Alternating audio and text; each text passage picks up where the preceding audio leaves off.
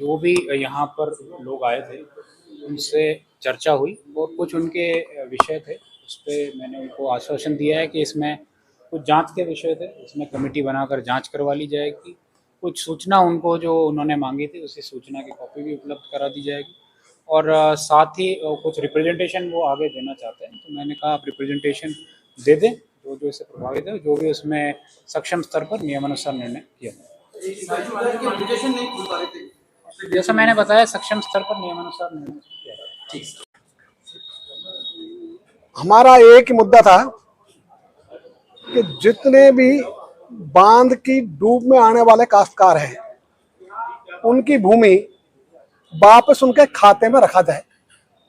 और एक कानून है, इंडिविजुअल एप्लीकेशन देनी पड़ती है और इसके लिए एसडीओ एम्पावर है, तो एसडीओ ये काम करेंगे। ये इन्होंने हाँ कर ली कि बिल्कुल ये काम होगा। दूसरा जो अच्छी बात हुई कि जो अभी नामांतरण की बात थी, जो पहले से स्थिति थी उसी ढंग से चलती रहेगी, किसी की केसीसी बंद नहीं होगी, किसी का आगे कोई भी लाभ होना है खातेदार को बंद नहीं होगा, वो लगातार खाते में रहेगी और स्थायी रूप से उनके खातों में ये एप्लीकेशन के बाद में एसडीओ प्रोसेस को कंप्लीट करेगा और सबके खातों में जमीन आ जाएगी। आप प्रशासन की जो वार्ता है उससे संतुष्ट हो या आंदोलन खत्म करने के फिर आगे? ऐसा है, हम संतुष्ट है तभी तो आपको स्टेटमेंट दे रहे हैं। तो हम खत्म कर रहे हैं आज आपका, इसलिए आंदोलन चलेगा काय के लिए? आंदोलन फॉर व्हाट? आंदोलन होता है समस्या को समाधान के लिए।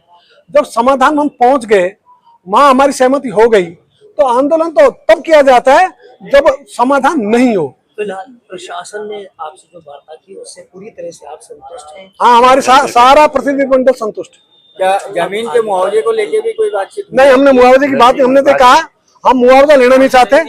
जिन्होंने मुआवजा ले लिया, यदि वो अपने खातेदार में रखना चाहें तो उसको जमा और कराएगा। इसलिए हमने तो ये कहा कि जिन्होंने नहीं लिया उनको तो जमा कराने की जरूरत है नहीं, जिन्होंने ले लिया वो जमा करा देंगे और जमीन उनके खाते में रह जाएगी।